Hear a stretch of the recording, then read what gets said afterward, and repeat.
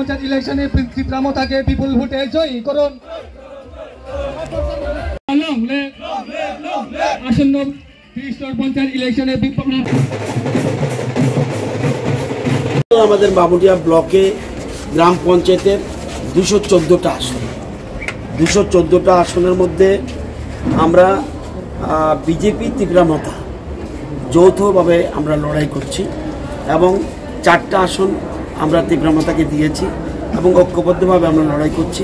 আজকে বাকি যত আসন আছে সবগুলিতে আমরা মনোনয়নপত্র জমা দিচ্ছি। আমাদের বিশ্বাস আমরা প্রত্যেকটি আসনে বিপুল ভোটের ব্যবধানে জয়ী হব এবং আমরা বিরোধীদের অনেকের রিকোয়েস্টও করা হয়েছে, যদিও আমাদের দায়িত্ব কর্তব্য নয় এটা বিরোধীদের মনোনয়নপত্র জমা দেওয়ার কথা, তারপরেও আমাদের এখানকার প্রাক্তন জনপ্রতিনিধি এবং আমাদের মন্ডল প্রেসিডেন্ট তারা রিকোয়েস্ট করেছে বিরোধীরা যদি মনোনয়নপত্র, তাদের জন্য ডেট ফিক্স ছিল কিন্তু একজনও আসেনি। তারপরেও আজকে যদিও ডেট ফিক্স না, তবু যদি এসে জমা দেয় আমাদের কোনো অসুবিধা নেই। আমরা জানি প্রতিযোগিতা হলেও আমরা বিপুল ভোটের ব্যবধানে জয়ী। একটা পঞ্চায়েত রাজনীতির নতুন সমীকরণ ত্রিপুরাতে, যেটা হচ্ছে ত্রিপুরামতার সাথে আপনাদের অ্যালায়েন্স করে এবার পঞ্চায়েতের নির্বাচন লড়ছেন, সমীকরণটা কেমন হতে পারে, ফলাফলটা কি হতে পারে? একটা জিনিস মনে রাখবেন, আমাদের মেজরিটি ছিল ত্রিপুরা বিধানসভায় বিজেপির মেজরিটি ছিল, তারপরে আমাদের কেন্দ্রীয় নেতৃত্ব ত্রিপুরামতার সাথে সমঝোতা করেছে। এটার যুক্তি হলো রাজ্যে যাতে একটা পিসফুল পরিবেশ স্থাপন হয় এবং জাতি জনজাতির মধ্যে ঐক্যতা স্থাপন হয় এবং ডেভেলপমেন্টের জন্য এই জিনিসটা অত্যন্ত জরুরি। সেই জন্য আমরা ঐক্যবদ্ধভাবে লড়াই করছি।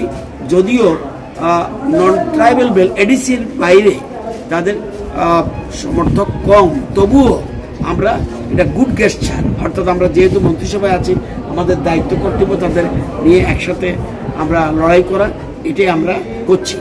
এবং আগামী দিনে যখন এডিসি ভিলেজ কমিটি নির্বাচন সেখানেও আমরা যৌথভাবে লড়াই করব।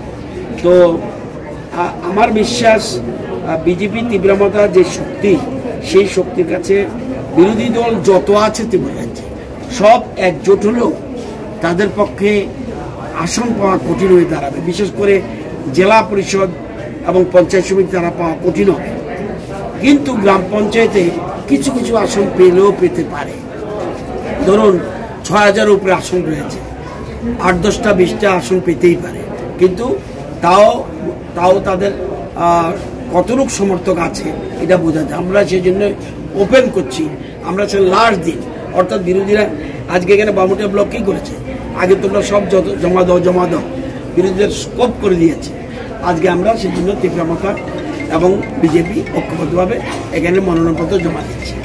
আজকে আমাদের আগরতলাতে জেলা পরিষদের প্রার্থীরা একযোগে সেখানে জমা দিয়েছে। আমাদের মাননীয় মুখ্যমন্ত্রী এবং আমাদের প্রদেশ সভাপতি দুজনেই সেই মিছিলে অংশগ্রহণ করেছে এবং আজকে জেলা পরিষদের প্রার্থীরাও জমা দিচ্ছে।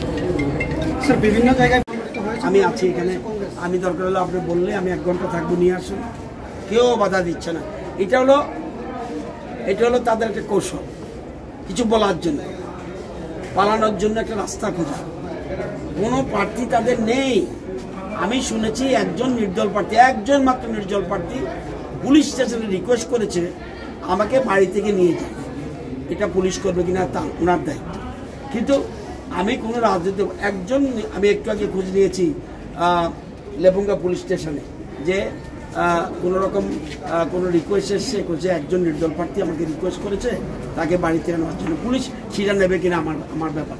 আর পুলিশ যদি এরকমভাবে বাড়ি থেকে আনতে যায়, এটা অন্যরকম সমস্যা দেখা দেবে।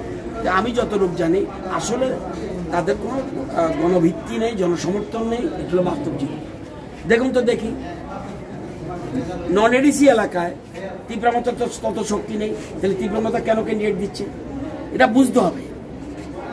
তারা তো ক্যান্ডিডেট দিচ্ছে, ক্ষুদ্র সমর্থনের মধ্যে যতটুকু সম্ভব তারা প্রার্থী দিচ্ছে। আপনার গণতান্ত্রিক ব্যবস্থায় আপনাকে নির্বাচন বর্ধিত করতে হবে এবং এটা হলো নির্বাচন হলো গণতন্ত্রের উৎসব।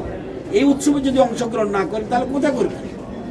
আসলে ওরা পালানোর রাস্তা করছে, একটা বুঝাতে চাইছে আমরা বাধা পাচ্ছি। আপনি বলুন তো কোথায় বাধা আছে? এখানে হিউজ সিকিউরিটির ব্যবস্থা আছে। এই তো সামনে টিএসআর ভর্তি আছে, সামনে হলে আমি লোক দেখেছি, সব আসছে যাচ্ছে, কেউ তো বাধা দিতে কোনো দেখলাম না আমি। সুতরাং এটা তাদের একটা কৌশল।